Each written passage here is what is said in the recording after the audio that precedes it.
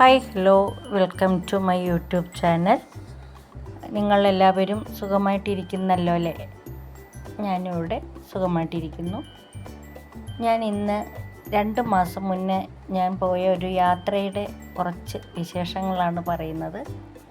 അതായത് ഞാൻ ഒറ്റയ്ക്കായിരുന്നു ഈ യാത്ര ചെയ്തത്. ഫസ്റ്റ് ടൈമാണ് ഞാൻ ഒറ്റയ്ക്കൊരു ദൂരയാത്ര ചെയ്യുന്നത്. അത് ഞാൻ എൻ്റെ സിസ്റ്റർ ഡൽഹിയിലുണ്ട്, അവിടോട്ടാണ് പോയത്. അതായത് ട്രിവാൻഡ്രം എയർപോർട്ടിൽ നിന്ന് ബാംഗ്ലൂർക്കായിരുന്നു ഫസ്റ്റ് ഫ്ലൈറ്റ്. അവിടെ ഒരു ലേ ഓവർ ഉണ്ടായിരുന്നു. അവിടെ നിന്ന് വീണ്ടും ഒരു മണിക്കൂറായിരുന്നു ലേ ഓവർ. അത് കഴിഞ്ഞിട്ട് അവിടെ നിന്ന് കറക്റ്റ് ടൈമിൽ തന്നെ 4:30 തന്നെയായിരുന്നു അടുത്ത ഫ്ലൈറ്റ്. ഡൽഹിയിൽ ഞാൻ ഏകദേശം ഒരു 7 മണിയായപ്പോൾ ഡൽഹിയിലെത്തി. ഫ്ലൈറ്റിൽ ഫുഡിനും കൂടെ പ്രൊവൈഡ് ചെയ്തിട്ടുണ്ടായിരുന്നു. അത് കാരണം നല്ല ഫുഡായിരുന്നു. സാൻഡ്വിച്ചൊക്കെ ആയിരുന്നു, ജ്യൂസും ഉണ്ടായിരുന്നു. കുഴപ്പമില്ലാത്ത ഫുഡായിരുന്നു. ഞാൻ പിന്നെ എൻ്റെ കയ്യിലും ഫുഡ് കരുതിയിട്ടുണ്ടായിരുന്നു.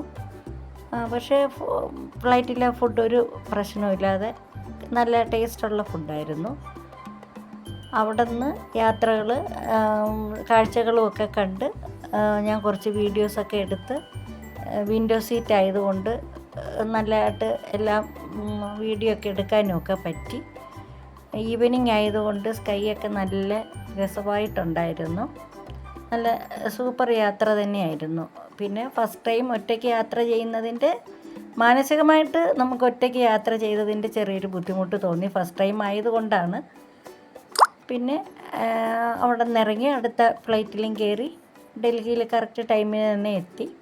അവിടെ ചെന്നപ്പോൾ എൻ്റെ സിസ്റ്ററിൻ്റെ ഫാമിലി എന്നെ വിളിക്കാനായിട്ട് എയർപോർട്ടിലുണ്ടായിരുന്നു. പിന്നെ ഞാൻ അവരുമായിട്ട് മെട്രോയിലാണ്. അവരുടെ വീട്ടിൽ എയർപോർട്ടിൽ നിന്ന് 1 മണിക്കൂറോളം യാത്രയുണ്ട്. ഞങ്ങൾ ഫ്ലൈറ്റ് ഇറങ്ങി അവരുടെ കൂട്ടത്തിൽ തന്നെ മെട്രോയിൽ അവരുടെ വീട്ടിൽ രാത്രി ഒരു 9:30 ആയപ്പോൾ ചെന്നു. നല്ല സൂപ്പർ യാത്രയായിരുന്നു. ഒറ്റയ്ക്ക് യാത്ര ചെയ്യുന്നത് ഫസ്റ്റ് ടൈം ആയതുകൊണ്ടുള്ള ചെറിയ ഒരു പേടി മനസ്സിനുണ്ടായിരുന്നെങ്കിലും അതൊന്നും പുറത്ത് കാണിക്കാതെ ഞാൻ നന്നായിട്ട് എൻജോയ് ചെയ്ത് തന്നെയാണ് അവിടെ ചെന്നത്. പിറ്റേ ദിവസം വീട്ടിൽ ചെന്ന് പിന്നെ എനിക്ക് ഒരു പ്രശ്നം, എൻ്റെ ബാഗ് ഞാനൊരു അടയാളം ഇട്ടിട്ടുണ്ടായിരുന്നു. പക്ഷേ അതിൽ നിന്ന് വിട്ടുപോയി. അത് കാരണം ഒരുപോലത്തെ ബാഗ് ഒത്തിരി ഉണ്ടായിരുന്നു. ഞാനത് കാരണം ബാഗ് കിട്ടാൻ ഏറ്റവും ലാസ്റ്റ് ആകേണ്ടി വന്നു. പല പ്രാവശ്യം എൻ്റെ ഫ്രണ്ടിൽ കൂടെ ബാഗ് പോയിട്ടും എനിക്കത് എൻ്റേതല്ല കരുതി ഞാൻ നിന്നു. അതുമാത്രം എന്നെ ശരിക്കും ഒന്ന് പേടിപ്പിച്ചു. പക്ഷേ കുഴപ്പമില്ല, അതും ഒരു എക്സ്പീരിയൻസ് ആയിരുന്നു. നമ്മുടെ ബാഗ് നഷ്ടപ്പെടുത്തൊന്നുമില്ലെന്ന് ബോധ്യപ്പെട്ടു. പിറ്റേ ദിവസം അനിയത്തിയായിട്ട് ഞങ്ങളൊന്ന് സരോജിനി മാർക്കറ്റിൽ ഒന്ന് പോയി. അവരുടെ വീട്ടിൽ നിന്ന് ഒരു 1 മണിക്കൂർ യാത്രയുണ്ട് ഡൽഹിയിൽ നിന്ന്. അവരുടെ വീട്ടിൽ നിന്ന് ഈ സരോജിനി മാർക്കറ്റിലോട്ട് പോകാൻ. അതും മെട്രോയിലാണ് ഞങ്ങൾ പോയത്. അവിടെ നല്ല ചീപ്പ് തന്നെയായിരുന്നു സാധനങ്ങൾ. കുറച്ച് മക്കൾക്ക് വേണ്ടി കുറച്ച് കമ്മലും ഡ്രസ്സ് ചിലതൊക്കെ ഭയങ്കര ചീപ്പ് ക്വാളിറ്റിയാണ്. അത് കാരണം ഡ്രസ്സ് അധികം എടുത്തില്ല. ഇതൊക്കെ കമ്മലും മാലയൊക്കെ പിന്നെ ഒരു ടൈം ഇട്ടാൽ എപ്പോഴും ഇടുന്നില്ലല്ലോ, അത് കാരണം കുഴപ്പമില്ല. അങ്ങനെ അതൊരു കുറച്ചൊക്കെ എടുത്തു. നല്ല യാത്രയും കാര്യങ്ങളൊക്കെ നല്ലത് തന്നെയായിരുന്നു. സരോജിനി മാർക്കറ്റ് കാണാനും മാത്രം ഉണ്ട്.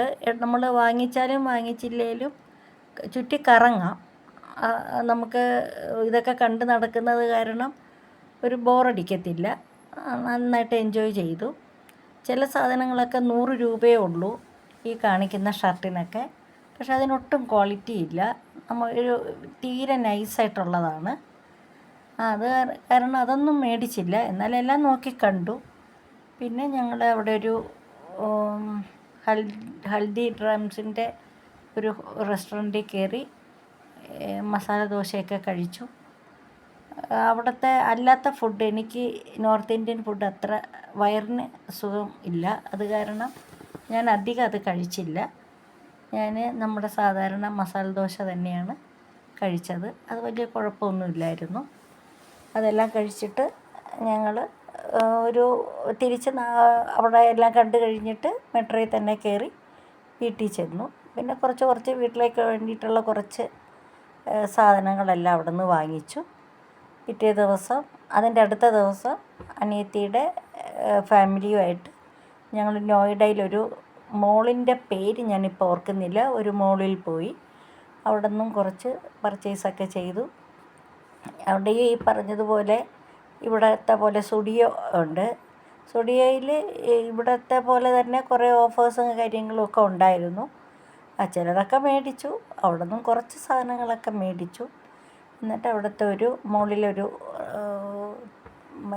പിസ്സ ഹട്ടിൽ കയറി പിസ്സയും അങ്ങനെയുള്ള കുറച്ച് സാധനങ്ങളും എല്ലാം കഴിച്ചു. അവിടെ ഒന്ന് നന്നായിട്ടൊന്ന് മസാജും ചെയ്തു കേട്ടോ. അതെല്ലാം കഴിഞ്ഞ് ഞങ്ങൾ വീട്ടിൽ വന്നു. ഇതിൻ്റെ ബാക്കി അടുത്ത